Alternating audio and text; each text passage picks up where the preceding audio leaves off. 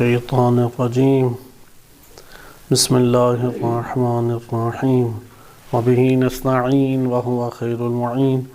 صلی اللہ علی سیدنا محمد وآلہ الطاہرین۔ ہماری گفتگو الکافی میں اور قرآن کریم کی نگاہ میں اور روایات اہل بیت علیہ السلام بالخصوص الکافی کتاب کے ضمن میں جاری تھیں۔ قرآن کریم سے ہم انسان کی تربیت، البتہ انسان کی اجتماعی پہلو سے تربیت کو ہم مطالعہ کر رہے تھے، اور جس میں آپ کی خدمت میں انسان کے اجتماعی پہلو سے اس کی زندگی کے تقاضوں کو ذکر کیا گیا، اور اسی کے ضمن میں ہم نے خانوادگی امور سے آغاز کیا، کیونکہ ایک معاشرے کی بنیاد ایک کنبہ، ایک خاندان، ایک فیملی بنتی ہے۔ لہذا اگر کوئی شخص ایک معاشرے کی اصلاح کرنا چاہتا ہے تو ضروری ہے کہ صالح خاندان کو وجود دے۔ جو صالح خاندان کو وجود نہیں دے پاتا، وہ معاشرے کے اندر ایک بڑی تبدیلی کو بھی برپا کرنے میں کامیاب نہیں ہوتا۔ لہٰذا اس میں پہلا امر ہمارے پاس یہ آیا تھا کہ ایک صالح خاندان وجود، اور مہدویت میں بھی امام زمان عجل اللہ تعالی فرجہ الشریف کے ظہور سے قریب سے قریب تر معاشرہ تب ہوگا کہ جب خاندان پاکیزہ اور طاہر اور بہترین افراد کے اوپر مشتمل کسی معاشروں میں ایجاد ہوں گے، اور ان سے مل کے قوت ایجاد ہوگی۔ لہذا ہمارا اپنا ایک ذاتی وظیفہ یہ بنتا ہے کہ ہم ایک صالح گھرانے کو جنم دینے کی کوشش کریں کہ جس میں دین اسلام کی حاکمیت ہو، اور افکار اور نظریات جس کے تحت انسان اپنے نفع نقصان کا فیصلہ کرتا ہے وہ قرآنی و اہل بیت علیہ السلام کے افکار پر مشتمل ہو۔ ہم آج آغاز، چونکہ گفتگو کے اس میں کئی پہلو ہیں، اس لیے آغاز میں ہی ہم قرآن کریم کی آیت سے استفادہ کرتے ہیں، وإلا ہم تمام کے تمام اپنے دروس میں ایک حصہ قرآن کریم سے انسان کی اجتماعی زندگی کے پہلوؤں کو مد نظر رکھتے تھے، اور دوسرا حصہ خانوادگی امور کے بارے میں آیات یا روایات میں جو بیان آیا ہے اس کو مطالعہ کرتے تھے۔ لیکن جب ہم یہ بات سمجھ چکے ہیں کہ اگر ہم اس مسئلے میں بھی کامیاب ہو جائیں کہ ایک اچھے گھرانے کو تشکیل دیں، تو یہ بھی ایک بہت بڑی دینی خدمت ہے۔ انسان عموماً اس حوالے سے پریشان رہتا ہے کہ وہ کیا کام انجام دے، کیا کام کرے جس سے دین کو تقویت ملے، دین کو نصرت ملے، اور پھر وہ اپنا جائزہ لیتا ہے تو دیکھتا ہے کہ وہ بڑے بڑے کام کرنے سے عاجز ہے، بڑے بڑے کام کرنے سے قاصر ہے، کئی وجوہات کی بنیاد پہ، یا اس کے لیے وسائل مہیا نہیں ہیں، یا اس کے لیے خود استعداد فی الحال اسے مہیا نہیں ہے، اپنے جسمانی طور پہ یا ذہنی طور پہ یا مالی طور پہ استعداد فی الحال میسر نہیں ہے۔ انسان اس طریقے سے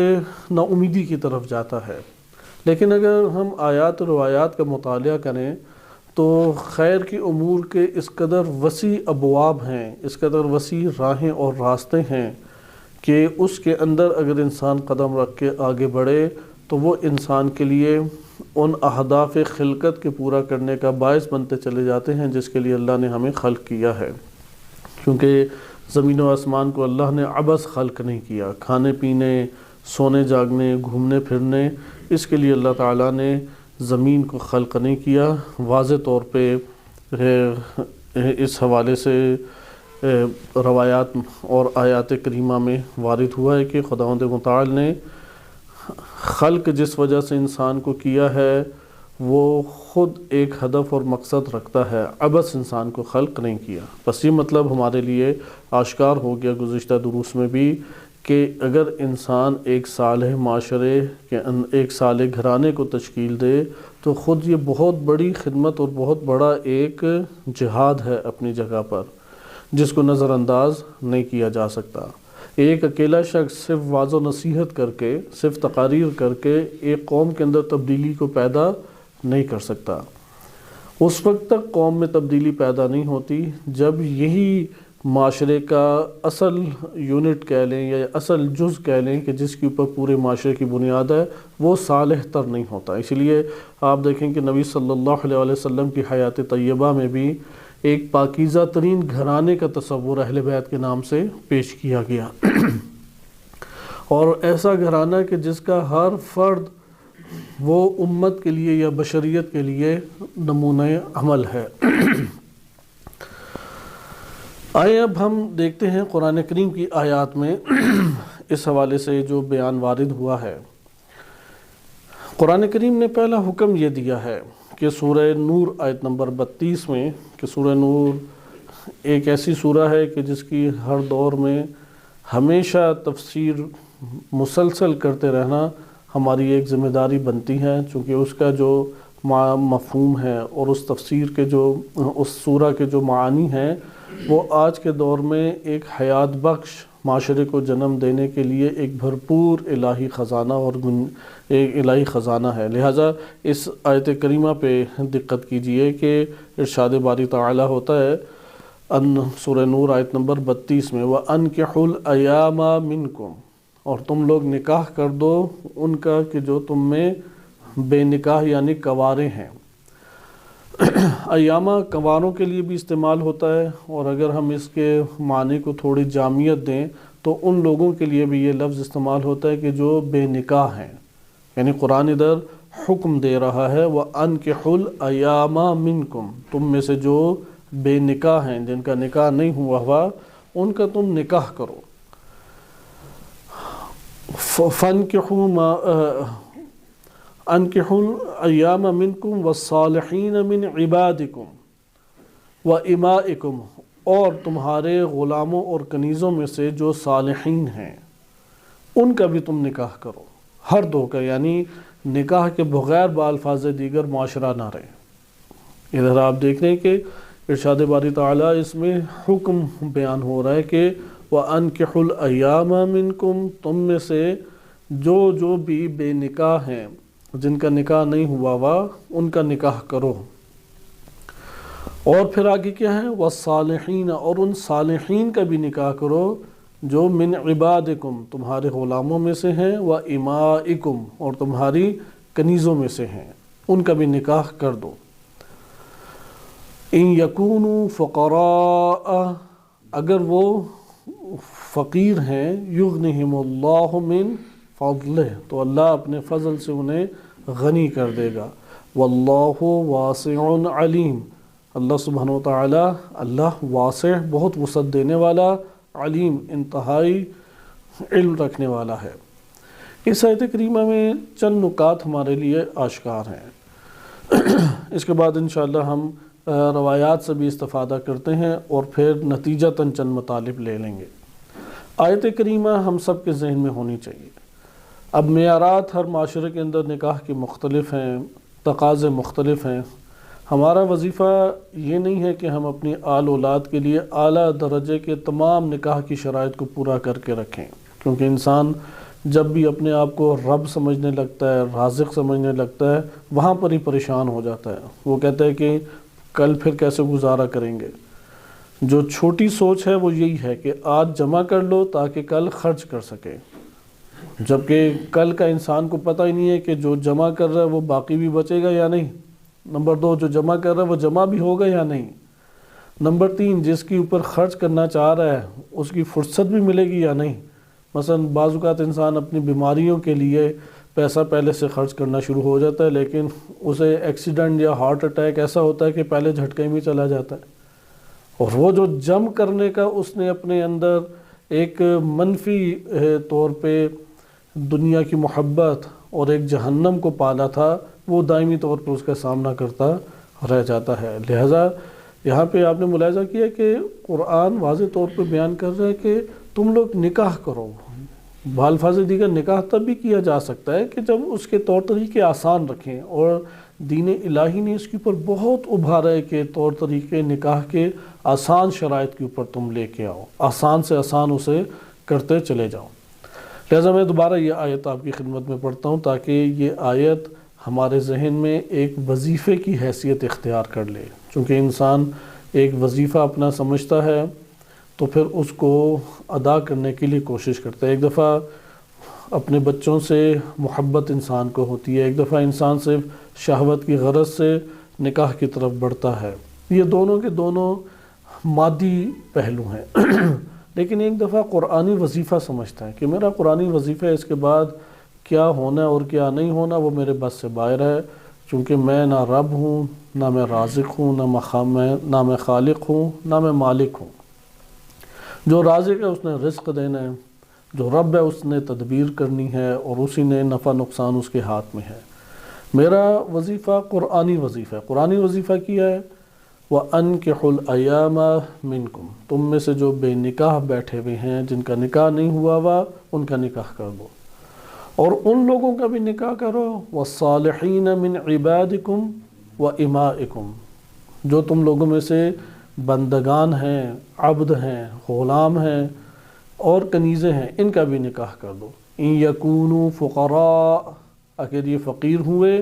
تو اللہ ان کو اپنے فضل سے، یغنہم اللہ من فضلہ، اللہ اپنے فضل سے انہیں غنی کرے گا۔ علماء اخلاق ذکر کرتے ہیں کہ انسان کو جو کچھ بھی مل رہا ہے وہ اللہ کی عنایت اور فضل سے ہے، ایک ذرہ بھی انسان کا اپنا کمال نہیں ہے، ایک ذرہ بھی۔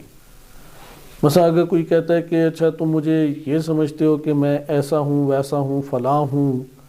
تو حقیقت یہ ہے کہ اگر اللہ کے فضل کو ہٹا دیں، ہر نفس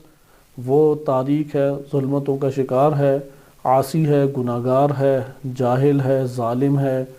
جتنی بھی منفی صفات ہیں وہ نفس کے ہاتھ میں آ جائیں گی۔ اب اگر کوئی کمال تک پہنچا ہے، مثلا کوئی گناہوں سے بچ جاتا ہے، کوئی صابر ہے، کوئی شاکر ہے، کوئی سخی ہے، کوئی جود و کرم کرنے والا ہے، کوئی شجاع اور بہادر ہے، کوئی اچھی تدبیر کرنے والا ہے، کوئی بھی ہستی نبی صلی اللہ علیہ وسلم و ائمہ اطہار علیہ السلام سے لے کے آخری انسان تک کوئی بھی ہستی اللہ کے فضل اور عنایت کے بغیر کوئی بھی شے کی مالک نہیں ہے۔ لہذا انسان کے اوپر اللہ کا فضل ہے کہ جو اسے بڑھاتا ہے، فضل ہٹا دے تو کچھ بھی نہیں ہے۔ انسان بعض اوقات سمجھتا ہے کثرت سے نمازیں پڑھی تو پھر کچھ حاصل ہو جائے گا، قرآن میں نے پڑھایا، جیسے ہمارے معاشرے میں رائج ہے کہ بس قرآن اول سے آخر تک پڑھایا جائے، کانوں میں کسی قاری کی آوازیں یا کسی واعظ نصیحت کرنے والے عالم کی آوازیں ڈلتی رہیں، بچہ صالح ہو جائے گا۔ یہ خام خیالی ہے ہماری، یہ ہمارے اپنے طور پہ خیالی تصوراتی چیزیں ہیں، چونکہ انسان کو جس کے پیچھے بھاگنا چاہیے، اور قرآن نے اس کے اوپر بار بار ابھارا ہے۔ یعنی یہ آیات اگر جمع کریں تو ممکن ہے کہ 50-60 سے اوپر یہ آیات چلی جائیں، یا 100 کے عدد کے قریب چلی جائیں کہ فوز ہے، فلاح ہے، فضل ہے، فضل کے حصول کے لیے ابھارا ہے۔ اللہ کی رضا اور فضل کی کوششیں کیا کرتے تھے۔ قرآن کا ایک تفصیلی موضوع ہے کہ بھرپور بھاگ دوڑ کس کے لیے کرو؟ ابتغاء کا لفظ وارد ہوا ہے، ابتغاء بغاوت سے ہے ابتغاء اور بغاوت ایک ہی مادے سے تعلق رکھتے ہیں، بغیون سے ہے، یعنی بغاوت ہر چیز میں ممنوع ہے سوائے علم اور فضل الہی کو پانے کے لیے۔ علم کے لیے آیا ہے بغات العلم، یعنی ہر دنیا کی رنگینیوں کو ترک کر کے، یعنی دنیا کے اوپر سرکش بن جاتے ہیں کہ دنیا بار بار ان کو اپنا وجود لا کے دے رہی ہوتی ہے کہ کچھ ہم سے لے لو، کچھ ہماری طرف توجہ کر لو، کچھ ہم سے تعلق پیدا کر لو، لیکن یہ بغات علم ہے، یہ سرکشی دنیا کے سامنے دکھاتے ہیں اور علم سے جا کے تعلق پیدا کرتے ہیں۔ اسی طریقے سے فضل، یہاں پہ جو پوری آیت میں بنیادی نقطہ ہے جس کو پانے کی کوشش کرنی ہے، کیونکہ انسان کی تسلی بعض اوقات لوگوں کی باتوں پر ہو جاتی ہے، بعض اوقات خداوند متعال جو ہے وہ خدا کی ذات ستار العیوب ہے، وہ عیوب کو چھپاتی ہے اور لوگوں کی زبانوں پہ مدح و ثنا انسانوں کی جاری کر دیتی ہے۔ اب جب ازدواج ہوتا ہے تو آہستہ آہستہ چیزیں کھلتی ہیں، تو لہٰذا لوگوں کی باتوں کے اوپر نہیں اعتماد کیا جا سکتا، جس کو ڈھونڈنا چاہیے وہ فضل الہی ہے۔ لہٰذا اگر کوئی فقیر ہے، یغنہم اللہ من فضلہ، لہذا وہ اعمال انجام دیں جس سے اللہ کا فضل حاصل ہوتا ہے۔ بابصیرت انسان وہی ہے، بابصیرت انسان وہ نہیں ہے کہ جو خیالی دنیا میں کھو کے نمازوں کے ڈھیر لگا رہا ہے، ذکر اذکار کئی گھنٹے بیٹھ کے پڑھتا ہے اور تصوراتی دنیا میں گم ہے، آیات پہ آیات اور پارے پہ پارے ختم کیے جا رہا ہے اور توجہ ایک ذرہ بھی ہدایت قرآن کی طرف نہیں جا رہی۔ یہ بابصیرت انسان نہیں ہے کہ جو اپنے سے صادر ہونے والا ایک ایسا عمل جس کا خود اسے نہیں پتا کہ ہے کیا، یعنی خود اس کو نہیں پتا کہ کیا میں پڑھ رہا ہوں، کیا میں بول رہا ہوں، کس کے سامنے ہوں، کیا کر رہا ہوں، خود جاہل ہے اس سے، اور وہ اس کے اوپر اپنا اعتماد کیے ہوئے کہ یہ عمل مجھے فائدہ دے دے گا، یہ عمل جو ثواب وارد ہوا اتنا ہی مل جائے گا۔ ہاں امید اچھی چیز ہے، امید اللہ تعالیٰ سے قائم کرنا اور ہر ذات سے امید توڑ دینا، یہ کمال ہے انسان کا۔ اللہ تعالیٰ جن کی تربیت کرتا ہے، کیونکہ تربیت کے مواقع ہر انسان کو مشغولیت کی اساس کے اوپر خود سے پیدا نہیں کر پاتا، خود سے انسان کو تربیت کے مواقع نہیں ملتے۔ خداوند متعال نے دنیا میں دشواریاں ایسی رکھی ہیں کہ ان دشواریوں کے اندر اگر حکمت الہی تلاش کرے تو تربیت انسان کی ہو جاتی ہے۔ انہی میں سے ایک پہلو انسان کے لیے یہ ہے کہ انسان امیدیں دیگر انسانوں سے باندھے ہوئے ہوتا ہے۔ مثلا فلاں شخص بڑا ایک اچھے منصب کے اوپر ہے، میں نے اس سے اچھا تعلق قائم کیا، میرا مسئلہ حل ہو جائے گا۔ فلاں شخص بالفرض اچھے مالدار اور غنی ہے، امراء میں سے ہے، اس سے تعلق قائم کیا، میرے لیے مشکل حل ہو جائے گی۔ اس طرح سے انسان مختلف طرح سے اپنے ذہن میں تصورات بناتا ہے،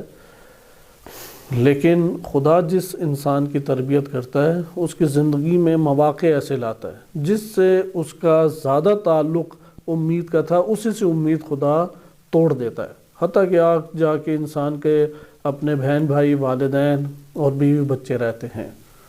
خداوند متعال ان کے درمیان اس طرح سے مسائل کو وجود دیتا ہے کہ اس کی امیدیں کٹنا شروع ہو جاتی ہیں، یہاں تک کہ تنہا اس کا دل رہ جاتا ہے جو اللہ سے امید باندھے رہ جاتا ہے، مخلوق سے کاملاً اس کا دل کٹ گیا امید کے اعتبار سے۔ یہ ایک تربیت کا پہلو ہے۔ لہذا آپ نے ادھر ملاحظہ کیا کہ خداوند متعال نے بابصیرت انسان وہ ہوتا ہے جو اللہ کے فضل کو تلاش کرے، یہ فضل الہی ہے جس کی وجہ سے امیدیں انسانوں سے کٹ گئی اور اللہ سے امید بندھی رہ گئی۔ لہذا ہمارے لیے اپنی زندگی میں ماہ رجب بھی ہے، ماہ شعبان ہے، ماہ رمضان المبارک ہے، فضل الہی کو پانے کی کوشش کریں، رضوان الہی کو پانے کی کوشش کریں۔ یہ اپنی جگہ ایک وسیع مفہوم رکھتے ہیں آیات و روایات کی روشنی میں، اس لیے آپ ایک ضابطہ اختیار کر سکتے ہیں قرآن پڑھتے ہوئے، جہاں جہاں قرآن کریم میں کلمہ فضل آیا ہے وہاں پہ تھوڑی دیر رک جائیں اور دیکھیں کہ کس عمل کی وجہ سے یہ اللہ تعالیٰ کے فضل کا تعلق جڑ رہا ہے، یعنی یہ عمل ہمیں اللہ کے فضل سے ملے گا۔ لہذا وہ اعمال اپنے لیے آمادہ کریں، تیار کریں اور ان کو انجام دینے کی طرف جلد ہم قدم اٹھائیں جس سے اللہ کا فضل ہمیں شامل ہو جائے۔ لہذا بڑے کاروبار کرنے سے، بڑے منصب پہ پہنچنے سے، اچھی جاب لگے رہنے سے اللہ تعالیٰ کی طرف سے غنی نہیں انسان ہوتا۔ فقر سے اگر نکلنا چاہتے ہیں تو اللہ کے فضل سے تعلق پیدا کریں۔ یہ آیت کریمہ کا ہمارے پاس نچوڑ تھا۔ واللہ واسع علیم، اللہ بہت وسعت دینے والا ہے، بہت وسعت دینے والا، علیم، ہر بات اس کے پاس ہے، اسے علم ہے، علیم۔ لہذا انسان یہ نہ سوچے میں جو عمل انجام دے رہا ہوں یا میرے ساتھ جو ہو رہا ہے وہ کسی کو پتہ ہی نہیں ہے، نہیں، اللہ کے علم میں بھی ہے، اس کی قدرت میں بھی ہے اور اسے ختم بھی اللہ تعالیٰ کر سکتا ہے اگر وہ برقرار ہے، وجود رکھتا ہے، وہ حکمت سے کسی بھی صورت میں خالی نہیں ہے۔ اچھا، یہاں پہ بعض اوقات اگلی آیت بھی ہم پڑھ لیں اور پھر آگے کوشش کرتے ہیں کہ احادیث سے کچھ استفادہ کریں، کیونکہ اس آیت نمبر 32 میں یہ دو نقطے ہمارے لیے مہم ہیں کہ بے نکاح کا نکاح کریں، جتنی کوشش کر سکتے ہیں نکاح کرنے کی کوشش کریں۔ ابھی روایات پڑھیں گے کہ اس حوالے سے اور کیا فضائل وارد ہوئے ہیں۔ دوسرا اس میں بیان یہ ہے کہ فقر سے اگر نکلنا چاہتے ہیں تو اللہ کے فضل سے تعلق پیدا کریں، اللہ کا فضل انسان کو فقر سے باہر نکالے گا۔ آیت نمبر 33 میں یہ بات ذکر کی گئی ہے، صرف آغاز کا حصہ پڑھیں گے، بقیہ اس کی تفسیر طولانی ہو جائے گی،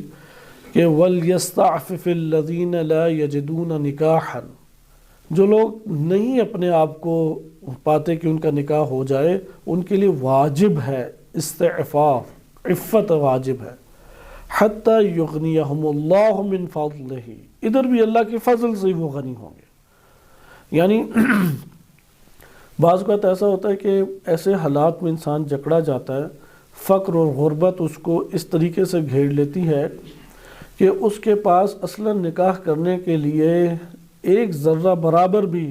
مال یا اسباب یا وہ ظاہری طور پہ کچھ ایسے حالات کہ جس کی وجہ سے دیگر خاندانوں کی رغبت ہوتی ہے، ان میں سے کچھ بھی نہیں پایا جاتا۔ مثلا اموال بھی نہیں ہے، ظاہری صورت اور شکل چال ڈھال بھی ویسی اس طرح کی نہیں ہے، کوئی بڑے چوڑے لمبے نسب بھی اس کے پاس نہیں ہے کہ خاندانی شرافت اور خاندانی نام یا خاندان کو یہ فرد کہ جو معاشرہ پہچانتا ہو، روشن نام جیسا معاشرے میں بعض ہوتے ہیں پڑھائی کے اعتبار سے یا کسی کارنامے کے اعتبار سے، کچھ بھی ان میں سے نہیں رکھتا، تو اس کو پھر اپنے طور پہ نکاح کرنے میں مشکلات پیش آتی ہیں، اور یہ مسائل جب پھنس جاتے ہیں تو بڑے پیمانے پہ پھنستے ہیں۔ یہ آپ شادیوں کے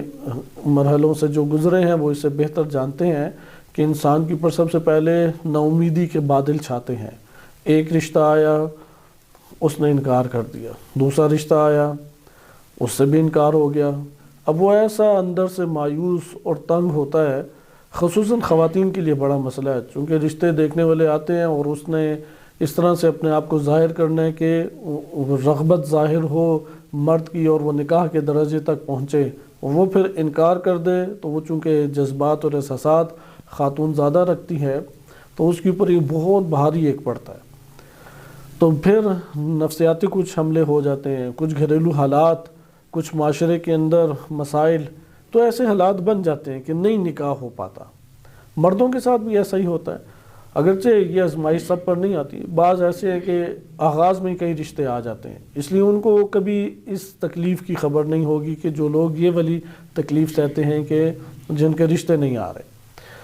تو کیونکہ خود یہ ایک بہت بڑی نعمت ہے کہ کسی کا رشتہ پہلے یا دوسرے مرحلے میں ہی ہو جائے، وہ ایک بہت بڑے غم اور صدمے سے نکل گیا، بہت بڑے غم اور صدمے سے، کہ اللہ سبحانہ وتعالیٰ نے اسے غنی کیا، گویا کہ ثروت مند کیا، مالدار کیا،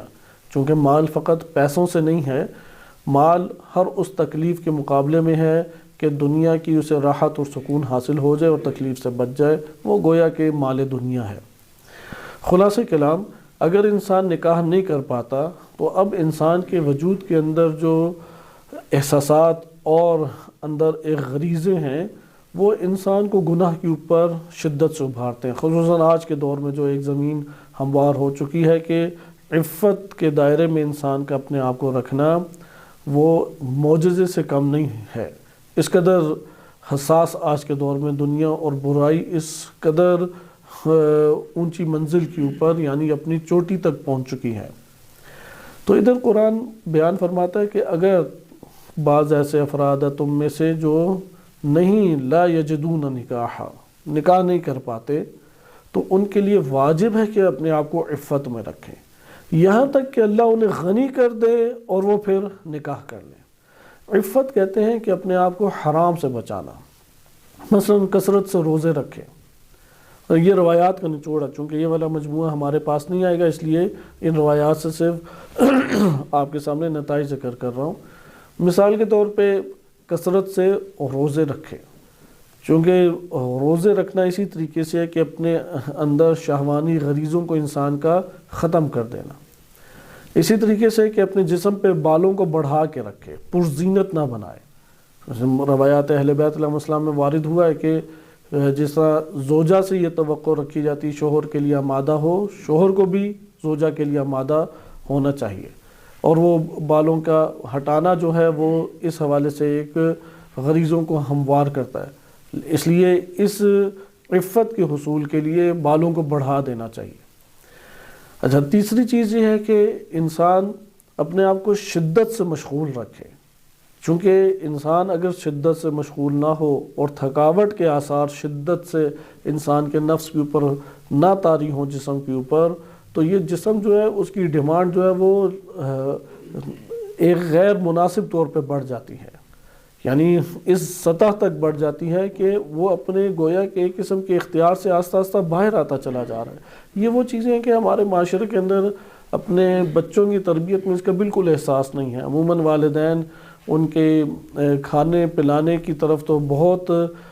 سنجیدہ طریقے سے رغبت رکھتے ہیں اور ان کی نیند کا خیال رکھتے ہیں، لیکن انہیں یہ نہیں پتہ کہ خوراک کی صورت میں اور آرام کی صورت میں جو انرجی اپنی اولاد کو دے دی ہے، اگر وہ شدید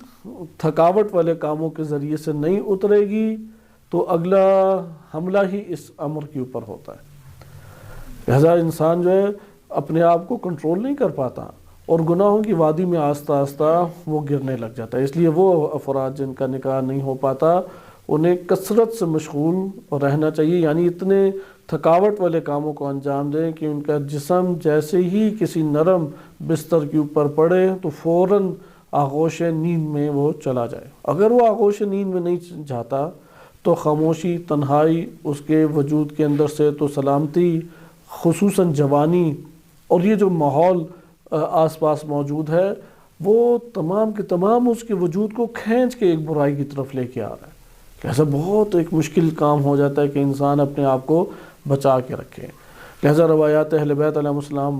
میں اس چیز کی تاکید اور کئی واقعات ہیں، انشاءاللہ ابھی ہم اسے آ کے دیکھتے ہیں، لیکن اس پیغام کو ہم قرآن کریم سے اپنے ایک ذمہ داری اور وظیفے کی سطح کے اوپر پہنچا کے لے لیں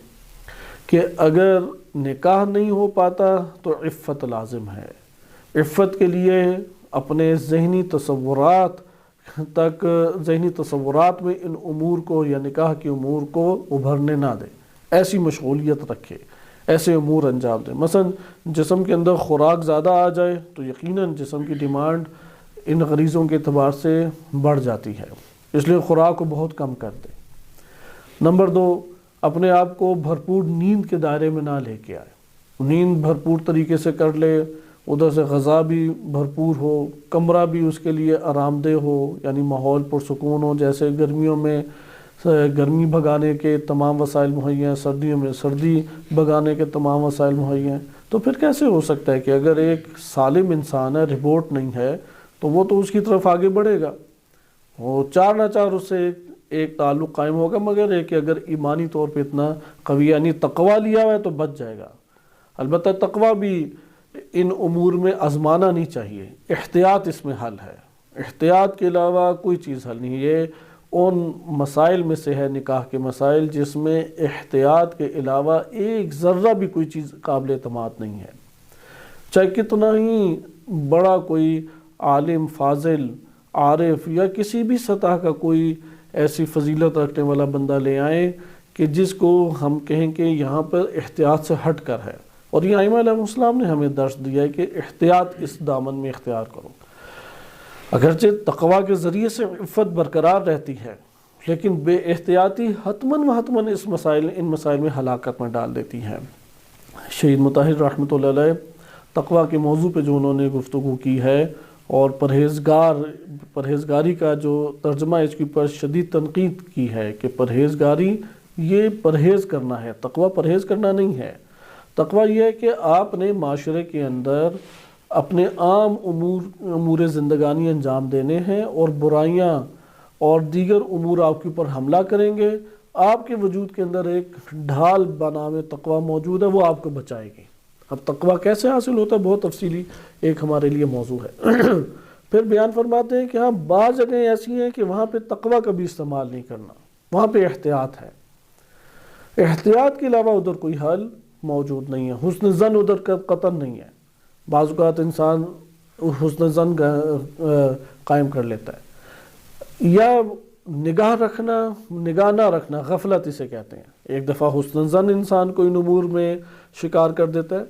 اور ایک دفعہ انسان جو ہے وہ غافل رہتا ہے، غفلت انسان کو شکار کر دیتی ہے۔ ابتدائی عمر میں، بلوغت کے آغاز میں اکثر افراد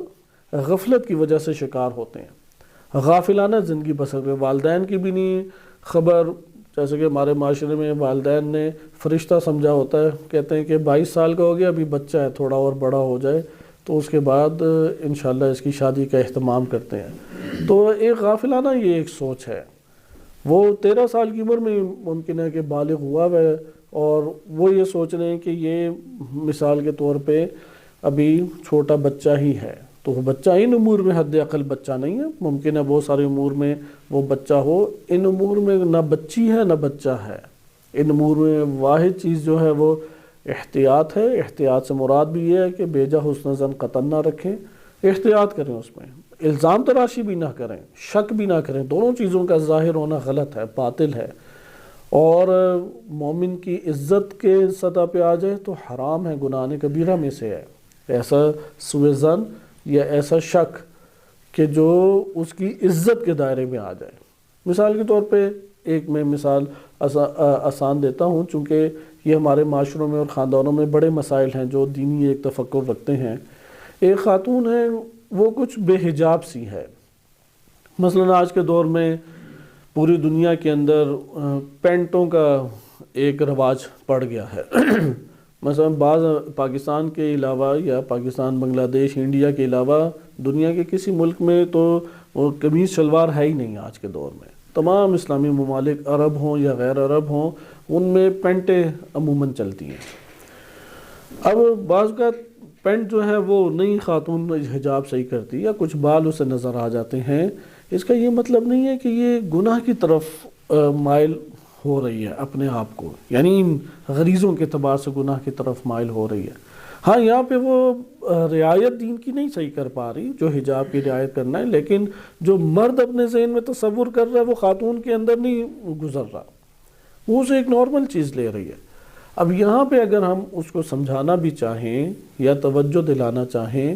تو یہاں پہ مد نظر رکھیں کہ ماحول کیسا ہے۔ اگر پتہ ہے کہ یہ جان بوجھ کے ماحول کو فاسد کرنے کے لیے کوئی خاتون بے حجابی کر رہی ہے، جیسے ایران میں یہ جھگڑا ابھی چل رہا ہے، شدید ایک جھگڑا ہے، کیونکہ اکثر بیشتر ادھر بھی ایک بڑی تعداد ایسی ہے کہ جو اندر سے انتہائی بے دین ہے اور حجاب کرنے کو اپنے لیے ایک بہت بڑی مصیبت شمار کرتے ہیں، تو وہ جان بوجھ کے فحاشی کو پھیلاتے ہیں۔ یہاں پہ تو وظیفہ بنتا ہے کہ انہیں جکڑا جائے، پکڑا جائے، لیکن وہ ادارے یا جو امر بالمعروف و نہی عن المنکر کا جو ایک انسانی وظیفہ بنتا ہے اس کے تحت۔ لیکن اب گھرانے کے اندر ہیں، کوئی اس میں بے احتیاطی ہو گئی تو اس سے فوراً وہ الزام کی طرف نہ آ جائے، فوراً اس کی عزت کو اچھالنے کی طرف نہ آ جائے۔ عزت اگر اچھالیں گناہ کبیرہ میں سے ہے، کیونکہ اللہ تعالیٰ کے علم میں ہے کہ کون سی چیز خیر اور کون سی چیز شر ہے، اس نے ہمیں حکم دیا یہ واجب اور حرام کیا ہے۔ واجب مثلا مرد کے لیے چھپانا اپنے آپ کو نہیں لازم، خاتون سے کسی بھی سطح کا چھپانا اپنے آپ کو نہیں لازم سوائے شرمگاہ کے، کوئی بدن کا حصہ خاتون کے لیے مرد کو کے بدن کو دیکھنے شرعاً جائز نہیں ہے، جیسے فٹ بال اور کشتی وغیرہ کے ہیں گیمز، لیکن اس جگہ پہ مرد کے لیے لازم نہیں ہے چھپانا، اس لیے وہ اس ممکن ہے کہ تکلیف کو یا اس ذمہ داری کو نہ جانتا ہو۔ تکلیف شرعی ادھر مراد ہے، وہ درد والی تکلیف نہیں، تکلیف یعنی شرعی ذمہ داری کو ممکن ہے کہ نہ اس کے علم میں ہو کہ اس کی حساسیت کس طریقے سے خاتون کے لیے تھوڑی مشکل ہو جاتی ہے۔ ہر مقام پہ پورے کے پورے بدن کو ہر ٹائم چھپائے رکھنا،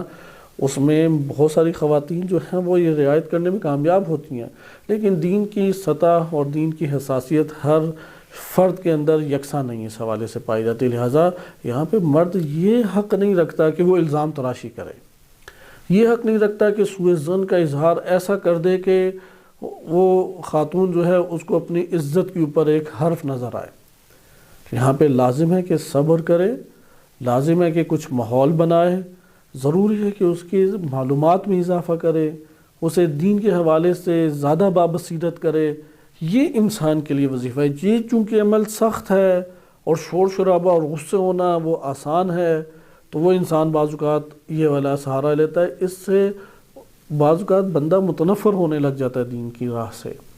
یعنی وہ دین کے اوپر قائم نہیں رہ پاتا۔ تو خلاصہ کلام یہاں پہ آپ نے ملاحظہ کیا کہ احتیاط کا مطلب یہ ہے کہ حسن ظن بے جانا رکھے۔ نمبر 2، غافل نہ ہو، مثلا غافلانہ زندگی پر، مثلا بچہ بڑا قرآن پڑھ رہا ہے، نماز شب بھی پڑھتا ہے، سب چیزیں پڑھتا ہے، اب غافل ہو جائے انسان کہ یہ بڑا دین کی رعایت کرنے والا ہے، بڑا ایمانی طور پہ قوی ہے، نہیں، لازم نہیں ہے. یا ایک شخص مسلسل روزے رکھتا ہے، آنکھ اٹھا کے بھی نامحرم کی طرف نہیں دیکھتا، لازم نہیں ہے انسان کے لیے. احتیاط ادھر، ہر لحاظ سے ادھر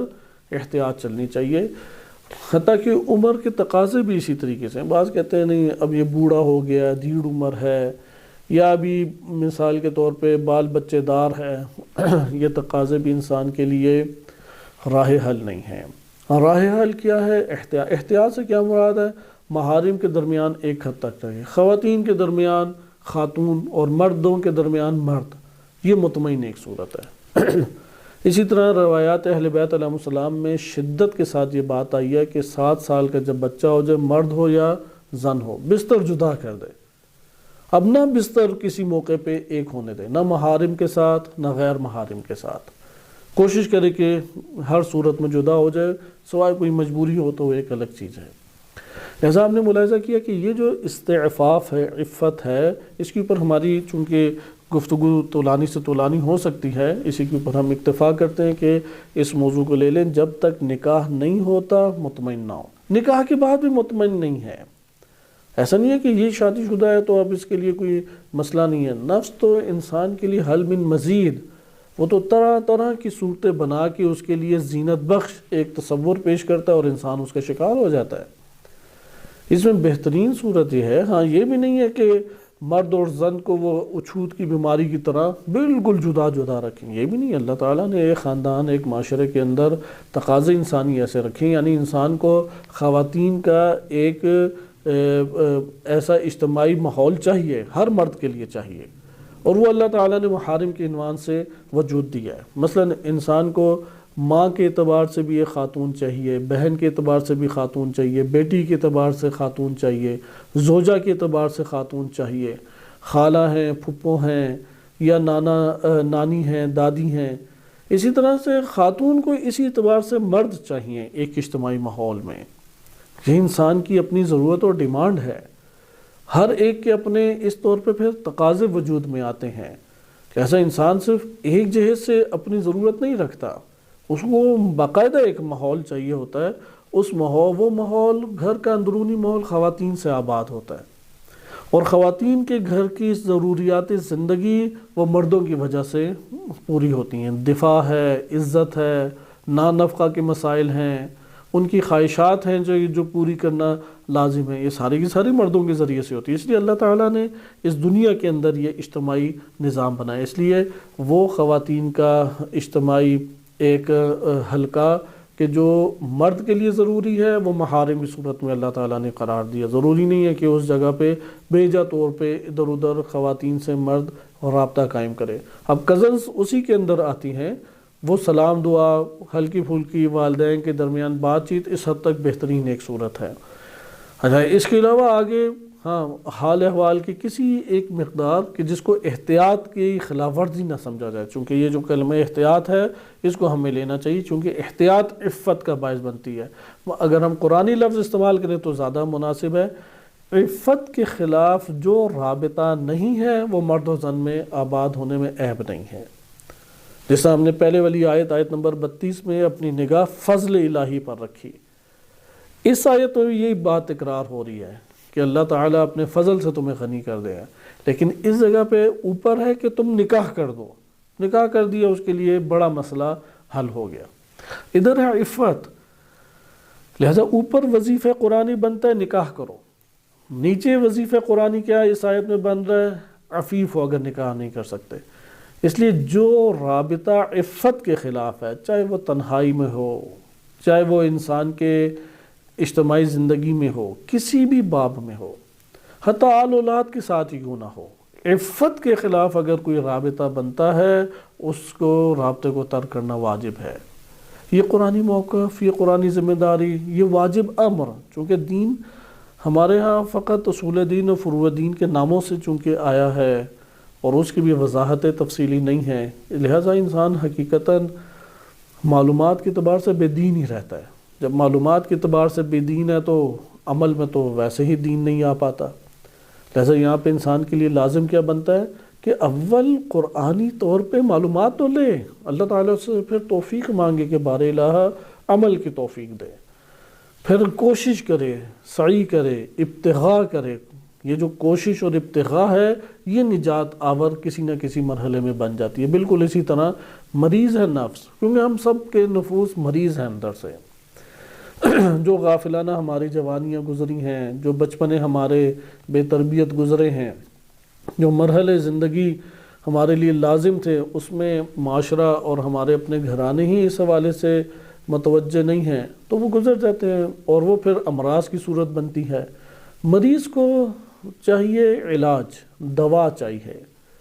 اور دوا ہمیشہ تب کارگر ہوتی ہے جب احتیاط ہمراہ کی جا رہی ہو۔ جیسے ٹھنڈا پانی نہ پیو تب یہ دوا تمہیں کوئی اثر کر دے گی، لہذا دوا کے ساتھ احتیاط ہے۔ یہاں پہ بھی یہی ہے، کوشش کریں، ایسا نہ سوچیں کہ میں اس حساسیت کو جان گیا ہوں، معلومات بھی لے لی ہیں، قباحت سے بھی اپنے واقف ہوں، اب میں نے کوشش کرنی ہے اور بس کامیاب ہو جانا ہے۔ یہ تو کبھی بھی نہیں ہوگا، کسی کے ساتھ بھی ایسا نہیں ہوتا، مگر اکا دکا افراد، وہ مستثنی افراد ہمارے پیش نظر کبھی نہیں ہوتے جن کے ہم بعض واقعات سن لیتے ہیں۔ ضروری کیا ہے؟ قبول کرے مریض ہوں میں، چونکہ جو مریض اپنے آپ کو مریض نہیں سمجھتا، یہ مسئلہ عام زندگی میں ہمیں دیکھنے کو بھی ملتا ہے۔ مثلا میں اپنے آپ کو نہیں سمجھتا کہ میں شوگر کے یا بلڈ پریشر کا مریض ہوں، میں احتیاط بھی نہیں کروں گا اور دوا بھی نہیں لوں گا، ہر دو کام نہیں کروں گا۔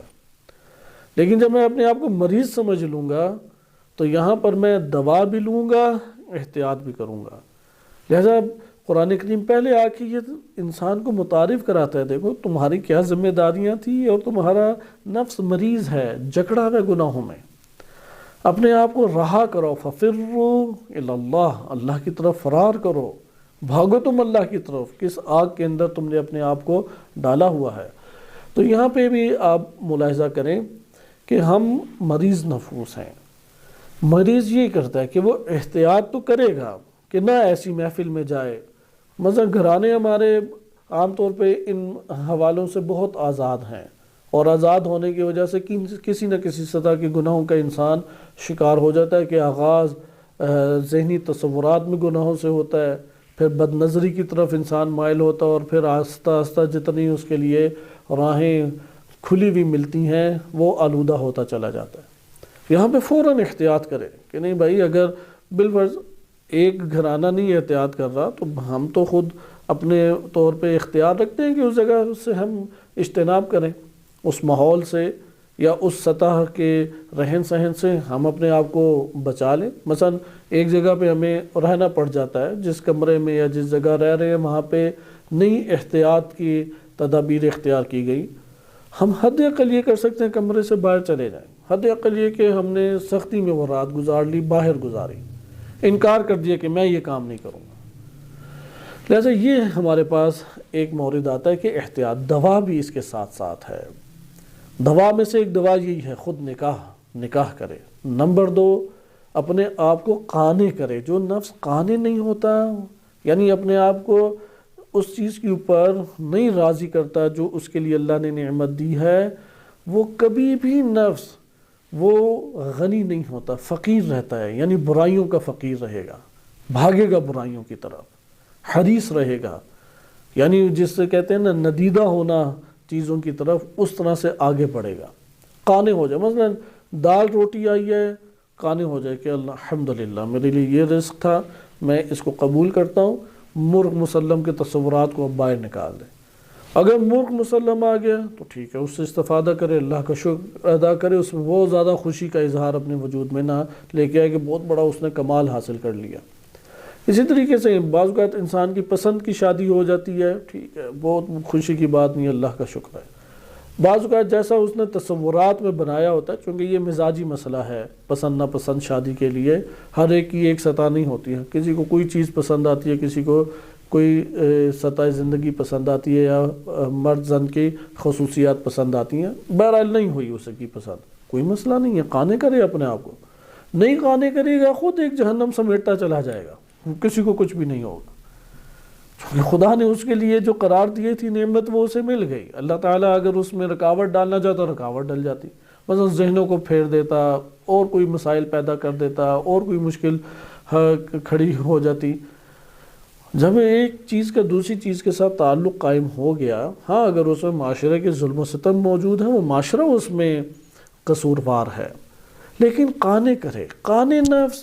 وہ باکمال ہے، قانے نفس وہ تربیت یافتہ ہے، قانے نفس وہ آگے بڑھنے والا ہے۔ اور واقعات ہیں ایسے، جیسے جناب جویبر کا واقعہ، کہ ہمارے پاس ابھی وقت نہیں ہے، کسی اور مورد میں آپ کی خدمت میں ذکر کیا جائے گا کہ ہم آیت کریمہ کے بعد کچھ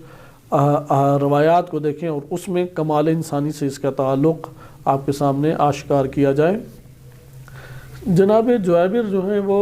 معتبر صحیح سند روایت ہے، اور یہ شیعہ سنی دونوں کتب میں آئی ہے۔ امام باقر علیہ السلام سے الکافی میں یہ روایت ہے۔ ایک سیاہ رنگ کے سیاہ فام حبشی تھے۔ حبشیوں میں بھی دو طرح کے حبشی ہوتے ہیں، ایک وہ ہوتے ہیں کہ جو ایسی خوراک کھاتے ہیں کہ ان کے بدن سے عجیب و غریب سی خاص بو ایجاد ہوتی ہے، جو آس پاس کے افراد کو بہت زیادہ قباحت کا ایک احساس دلاتی ہے، اور وہ دور دور رہتے ہیں۔ بعض سیاہ فام ایسے ہوتے ہیں کہ ان کے لیے وہ ایسی خوراک استعمال نہیں کرتے، ان کے لیے مسئلہ نہیں پیش آتا۔ جویبر کا تعلق ان سیاہ فام حبشیوں سے تھا کہ جن کے جسم میں خاص بو پائی جاتی ہے، ہونٹ بھی ان کے بڑے بڑے تھے اور بہت ہی گاڑھا سیاہ رنگ ان کا تھا، اور جسم ڈھانپنے کے لیے بھی کوئی لباس نہیں تھا، صرف انہوں نے اپنی سطر ڈھانپی ہوئی تھی، چھپائی ہوئی تھی، جیسا کہ غلاموں کا انداز ہوتا تھا، نہ پاؤں میں چپل، نہ ٹانگیں ڈھپی ہوئی ہیں، سطر ڈھپی ہوئی ہے اور جسم اسی طریقے سے، لیکن بہت مومن بندے تھے۔ اصحاب صفہ میں سے تھے۔ اصحاب صفہ ان فقراء کو کہتے ہیں کہ جو نبی صلی اللہ علیہ وسلم کے ہمراہ مسجد میں قیام فرماتے تھے اور تعلیم کی شرط کے اوپر، عبادت کی شرط کے اوپر وہاں پہ رہا کرتے تھے، اور مدینے کے لوگ جو ہیں وہ کچھ نہ کچھ اگر پہنچا دے تو کھا لیتے تھے، ورنہ بھوکے فقیر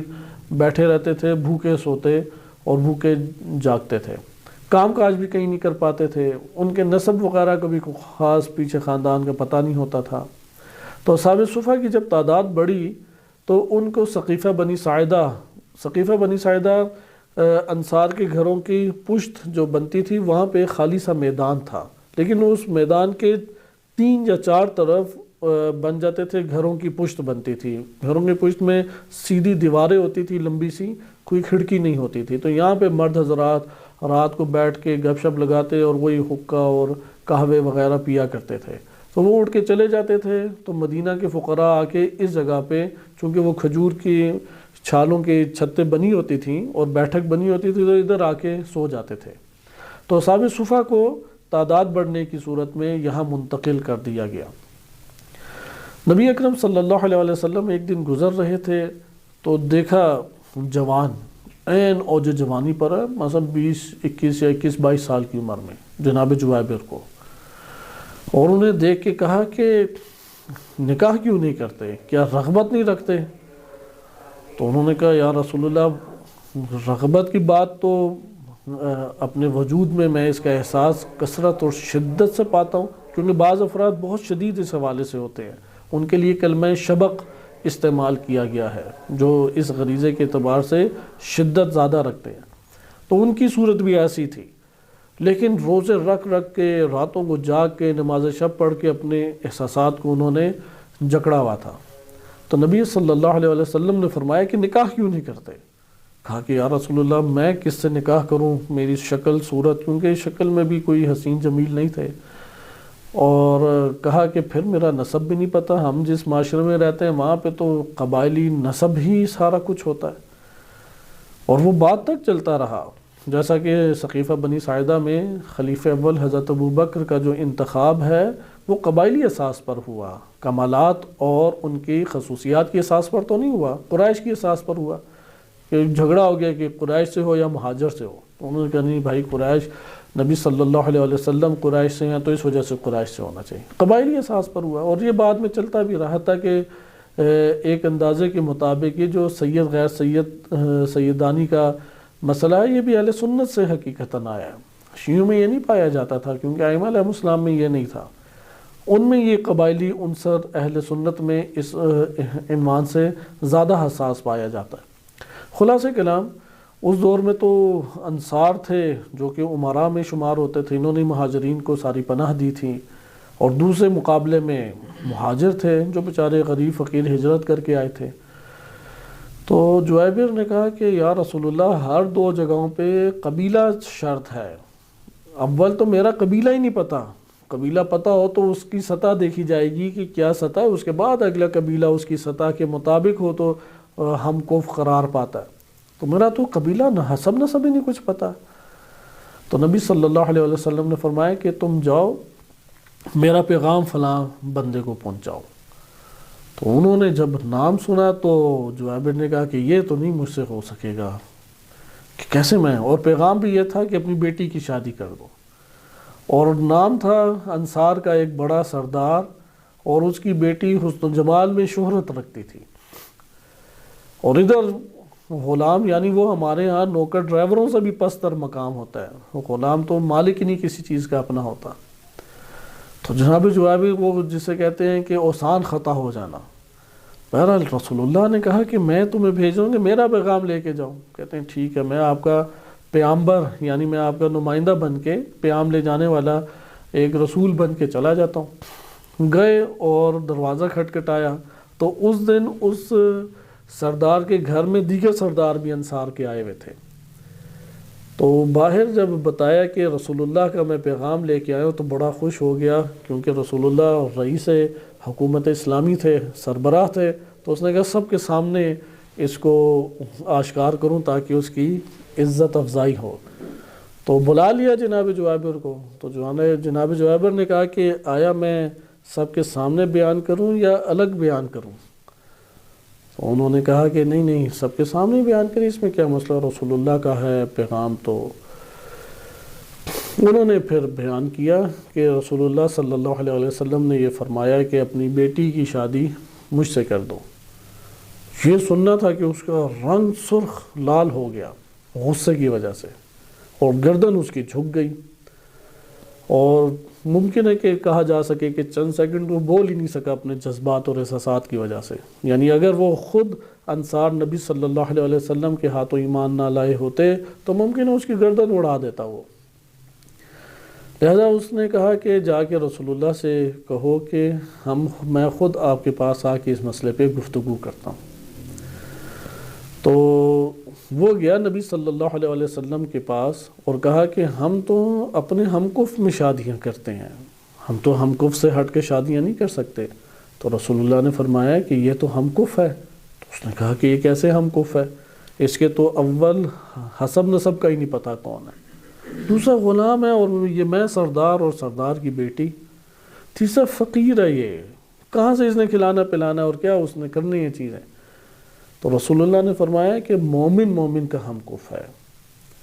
یعنی اگر یہ مومن ہے اور تمہاری بیٹی مومن ہے ہم کف ہیں، ایمان کے ذریعے ہم کف ہوتا ہے، یہ چیزیں تو ہم کف میں سے نہیں ہیں۔ تو اب وہ بالکل خاموش ہو گیا، کہا کہ میں سوچ کے جواب دوں گا۔ چلا گیا، گھر میں وارد ہوا تو اس کی بیٹی نے پوچھا کہ کیا ماجرا ہے، چونکہ وہ پیچھے پردے کے پیچھے سارا سن رہی تھی۔ تو کہا کہ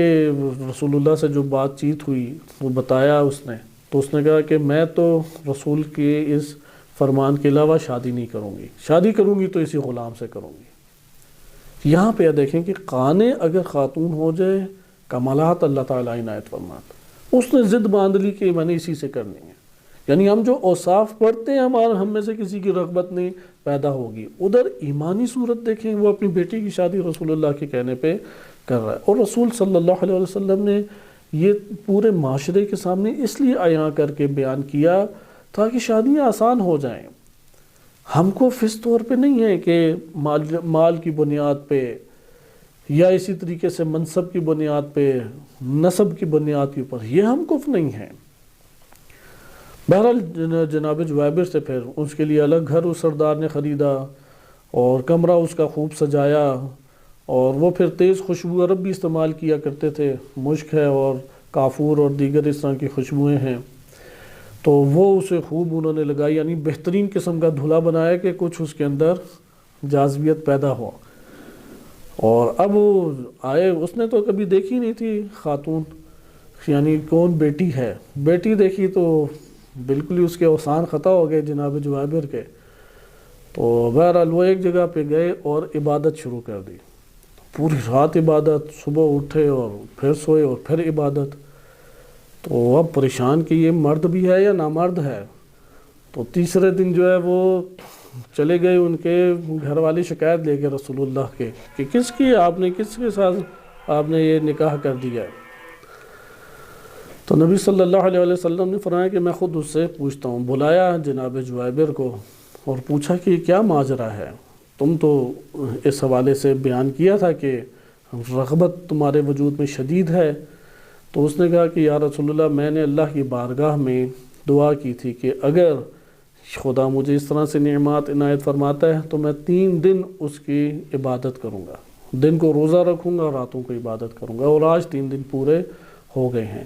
اور دوسری دعا میری آپ سے یہ ہے کہ میری شہادت کی میں دعا کرتا ہوں کہ اللہ تعالیٰ آپ کی معیت میں مجھے شہادت عنایت فرمائے۔ نبی صلی اللہ علیہ وسلم نے پھر اس کے لیے اللہ کی بارگاہ میں دعا کی، اور کچھ مدت نہیں گزری تھی کہ وہ پھر ایک جنگ ہوئی اور اس میں وہ شہید ہو گیا، اور انصار کی وہ پوری کی پوری نسل پھر جویبر کے نام سے پہچانی گئی، چونکہ رسول اللہ نے یہ رشتہ کرایا تھا۔ تو یہ دیکھیں کہ کس طریقے سے یہاں پہ اس نے اپنے آپ کو عفت میں رکھا، اللہ نے اسے کس طرح سے دیکھیں غنی کیا،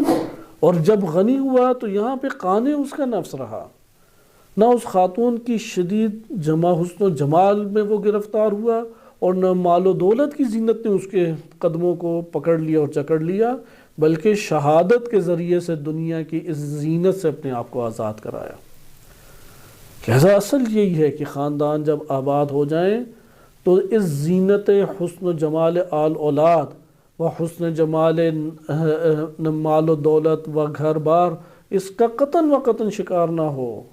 یہ انسان کے پاؤں کی زنجیریں ہیں، یہ اگر انسان کے پاؤں میں پڑی رہیں کہیں پہ بھی نہیں پہنچے گا۔ اس لیے اپنے وجود کے اندر ان زنجیروں سے اپنے آپ کو آزاد کریں، کیونکہ ہم اپنے آل اولاد کے واقعاً رازق نہیں ہیں، انہیں ملے گا رزق۔ اگر جناب جویبر جو ہیں ان کو اللہ سبحانہ و تعالیٰ اس طریقے سے بھرپور نعمتیں عنایت کر سکتا ہے تو کیوں نہیں ہماری اولاد کے اوپر اللہ تعالیٰ اپنی نعمتوں کو نچھاور کر سکتا۔ اس لیے اپنی اس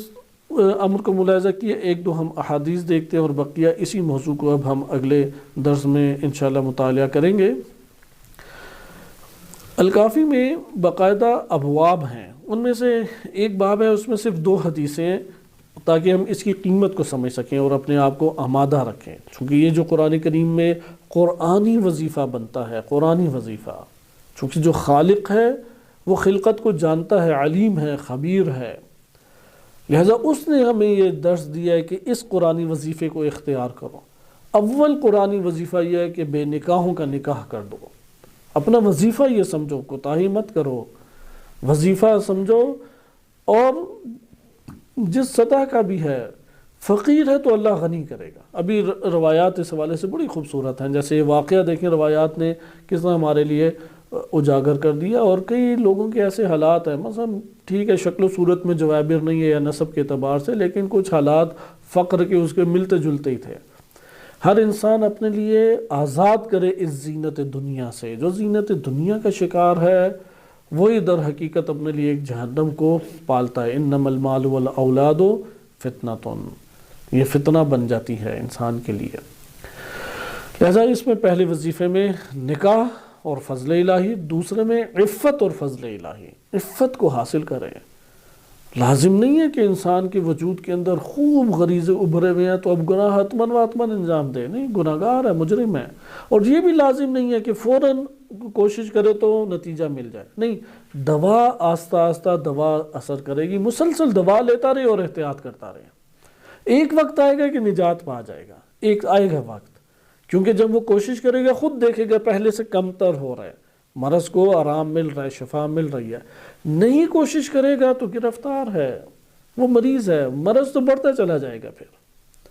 لہذا آئیں اب اس میں ایک اور اہم چیز جس کو ہم اپنا وظیفہ سمجھیں، ان کو اپنے وظیفہ قرآنی سے سمجھیں، قانے ہو، اپنے نفس کو قانے کریں، نہیں قانے کریں گے ایک جہنم آباد کریں گے، انسان افسردہ، غمزدہ، رنجیدہ، روتا دھوتا، حسرت و آہیں بھرتا رہ جائے گا۔ کئی ایسے گزرے ہیں، شعراء کی شاعری دیکھیں، واقعات لوگوں کے دیکھیں، عبرت ناک ترین ان کی زندگی کے نمونے، نہ ان کو زندگی میں آل اولاد نے کوئی سکون دیا اور نہ دنیا کی کوئی اور لذت صحیح ان کے لذت حاصل کی، حسرت کیونکہ انہوں نے اللہ تعالیٰ کی بارگاہ میں شکوے کی ابھاری تھی، شاکر نہیں تھے بارگاہ الہی میں، شاکی تھے، شاکی نفس کہیں نہیں پہنچتا، ان شکرتم لأزیدنکم، یہ ایک ضابطہ حیات ہے، ضابطہ حیات، شکر کرو گے میں اضافہ کر دوں گا، ان کفرتم اگر ناشکری کرو گے، یہ شکوہ شکایت جاری رکھو گے، رونا دھونا، رنجیدہ غم زدہ، ان عذاب لشدید، یہ عذاب میں شکار ہے کہ جو اتنا شور مچا رہا ہے وہ، کیونکہ کسی کی جب قرآن کی نہیں اور اللہ کی نہیں سن رہا، میری دوسری یا کسی اور فرد کی کہاں سے سنے گا؟ وہ اپنی نہیں سن رہا، اپنی عقل کی نہیں سن رہا، یہ عذاب کا شکار، اسی کو کہ ان عذاب لشدید، دنیا میں بھی مرو اسی شدت کے ساتھ غم اور رنجیدہ ہو کے، اور آخرت بھی اسی طرح سے پالو اپنی۔ لہذا ملاحظہ کیا کہ یہ ضابطہ حیات ہے، ان شکرتم لأزیدنکم، اور واقعاً یہ جو میں اپنے محدود سے ایک مطالعات و تجربات ہے، بعض ایسے خاندان ہیں کہ شادی ہوئی، نقص بالفرض مرد میں نکل آئے، خاتون جو ہے وہ ممکن ہے کہ کئی ایسے واقعات ہمارے پاس ہیں اپنے خاندانوں میں بھی باہر بھی، خاتون جو ہے وہ قانع ہو گئی، اس نے کہا نہیں میں نے طلاق نہیں لینی، میں راضی ہوں اس کے اوپر،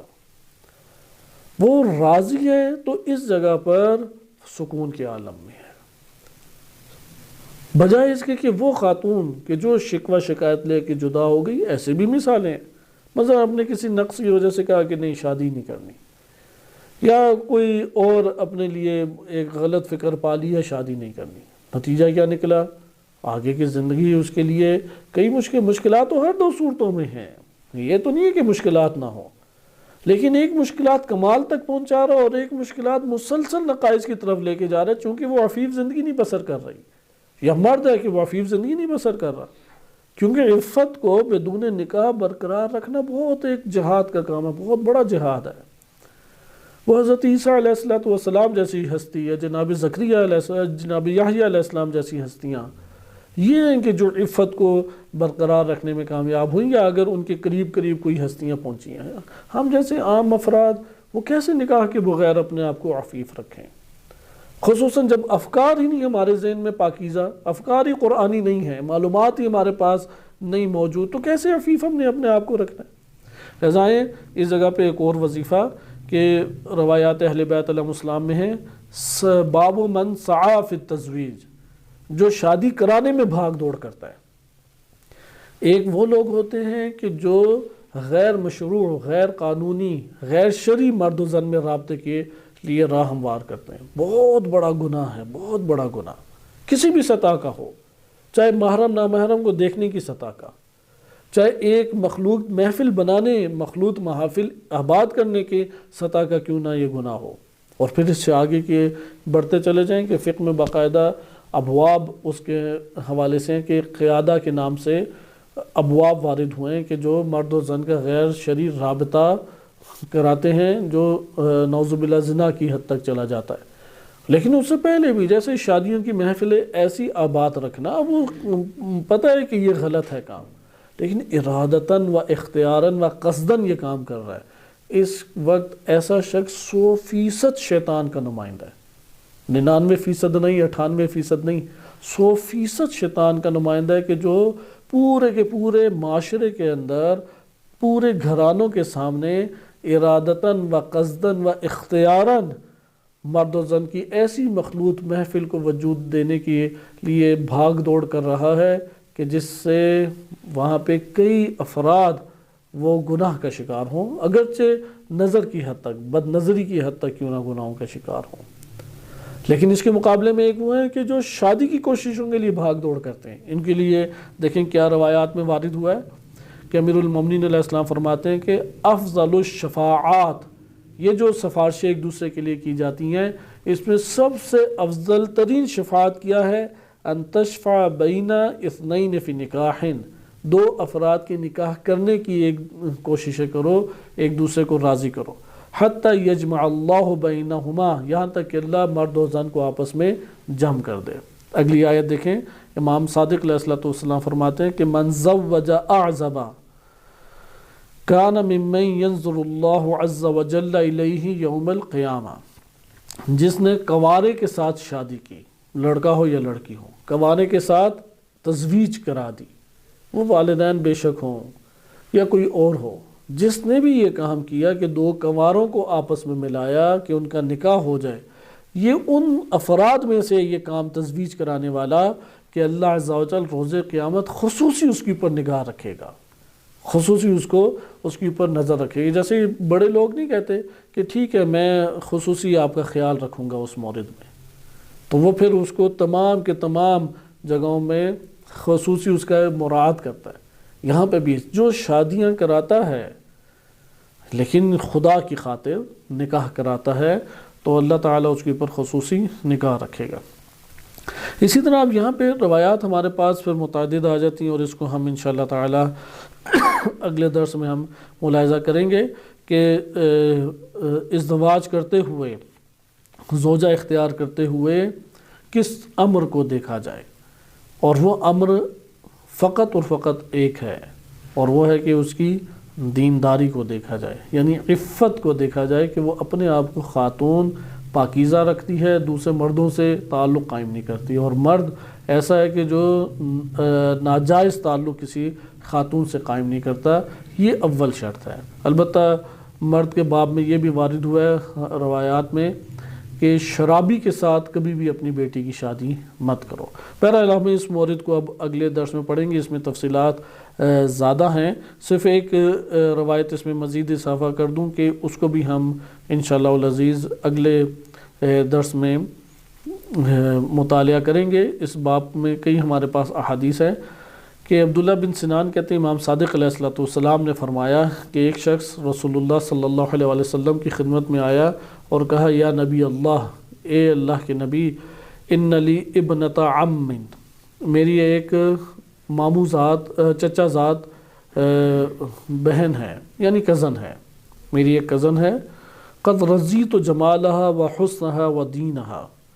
میں اس کے جمال، حسن اور دین کے اوپر راضی ہوں، یعنی میں اس میں رغبت شدید رکھتا ہوں، اس کا حسن و جمال اس نے بھی گھیر لیا مجھے، اور اس کے دین سے بھی میں راضی ہوں، بہت دیندار ہے، بہت خوبصورت اور حسین و جمیل ہے۔ وَلَكِنَّهَا عَاقِرٌ، لیکن مسئلہ یہ ہے کہ وہ بانجھ ہے، اولاد اس سے نہیں ہو سکتی۔ تو نبی صلی اللہ علیہ وسلم نے فرمایا لا تزوجها، اسے مت نکاح کرو، اس سے نکاح مت کرو، کیونکہ یوسف بن یعقوب علیہ السلام لقیا اخاہ، کہ وہ اپنے بھائی سے ملے تھے اور انہوں نے اپنے بھائی کو یہ کہا تھا کہ اگر تم استطاعت رکھتے ہو تو میرے بعد خواتین سے ضرور ازدواج کرو، فقال ان ابی امرنی، اور میرے والد نے مجھے یہ حکم دیا ہے کہ اگر تم استطاعت رکھتے ہو تو تمہاری ایسی ذریت ہونی چاہیے کہ جو زمین کے اوپر ایک بوجھ بنے اور تسبیح کو انجام دیتی ہو، تسبیح کے یعنی اللہ سبحانہ و تعالیٰ کی تسبیح کرتی ہو، تو اگر ایسا ہو سکے تو ضرور تم نے ایسا کرنا ہے۔ اب یہاں پہ آپ نے دیکھا کہ بعض ایسے موارد ہیں جس میں کراہت وارد ہوئی ہے، اس میں اور بھی چند نکات ہیں، البتہ ہماری ترتیب اس میں اس طرح سے بنے گی انشاءاللہ اگلے درس میں۔ اول یہ ہم دیکھیں کہ خداوند متعال نے آئیڈیل صورت یہ بیان کی ہے کہ ازدواجی زندگی ہو، اور روایات میں مذمت وارد ہوئی ہے ایسے مورد کی جس میں کنوارا پن ہو، کہ پہلے بھی آپ حدیث سن چکے ہیں، کیونکہ اس میں نبی صلی اللہ علیہ وسلم نے فرمایا یا امام معصوم نے فرمایا کہ پھر عفیف بن کر ہو اگر نہیں نکاح کرنا، کیونکہ اس دور میں بھی خواتین، مرد و زن کے ایسے مسائل بہت سارے تھے، نکاح ہی نہیں کرتے تھے۔ دوسری چیز شرائط نکاح میں کمال کو مد نظر رکھتے ہوئے بیان کیا ہے، لہذا خداوند متعال نے ان خواتین کو فضیلت دی ہے جو صاحب اولاد ہیں ان خواتین پہ جو صاحب اولاد نہیں ہیں۔ اس درس سے ہم انشاءاللہ سلسلہ شروع کریں گے، کیونکہ یہ اجتماعی زندگی کو وجود دے رہی ہیں وہ خواتین جو صاحب اولاد ہیں، وائلہ ایمان اور دین اور عقل اور شعور اس حوالے سے کوئی فرق نہیں ہے، ممکن ہے کہ جو صاحب اولاد نہیں ہے وہ افضل ہو، عالمہ ہو، مجتہدہ ہو، صالحہ ہو، یا کیا کیا مراتب ہوں، لیکن وہ جو صاحب اولاد ہے وہ ایک اسلامی دینی معاشرے کو وجود دے رہی ہے، وہ مہدویت کی طرف معاشرے کو لے جانے کا سبب بن رہی ہے۔ جیسے جناب مریم سلام اللہ علیہ ان کا کوئی ہم کف نہیں تھا، کیونکہ جس سطح کی وہ بلند ہستی تھیں، جناب سیدہ سلام اللہ علیہ کے لیے تو تھے امیر المومنین علیہ السلام، تو جناب مریم سلام اللہ علیہ کے لیے اس وقت موجود نہیں تھا کوئی، یا کوئی اور حکمتیں ہوں گی، بہرحال یہ کوئی حکمت و روایات کی زبانی عرض نہیں کر رہا۔ اللہ تعالیٰ نے انہیں صاحب اولاد بنایا، مقصد یہ ہے فقط، یعنی ادھر دیکھیے اس کمال کو ان سے جاری کرایا کہ اولاد ان کے لیے رکھی۔ اگر خاتون کے لیے کوئی یہ مقام بہت بلند ہوتا تو جناب مریم سلام اللہ علیہ جو عبادات کر کر کے ایک ایسے مقام پر پہنچی کہ جناب زکریا جب ان کے مقامات کو دیکھتے تو دنگ اور حیران رہ جاتے تھے، وہ تعریف کیے بغیر نہیں رہتے تھے۔ تو اگر اس سطح کے اوپر خاتون بے اولاد ہو کے عبادات اللہ کو بہت پسند ہوتی تو پھر جناب مریم سلام اللہ علیہ کے ساتھ یہ واقعہ پیش نہ آتا، اس لیے جناب عیسیٰ علیہ السلام وہ اولاد کی صورت میں سامنے آئے۔ جناب فاطمہ سلام اللہ علیہ کہ اگر اللہ سبحانہ وتعالیٰ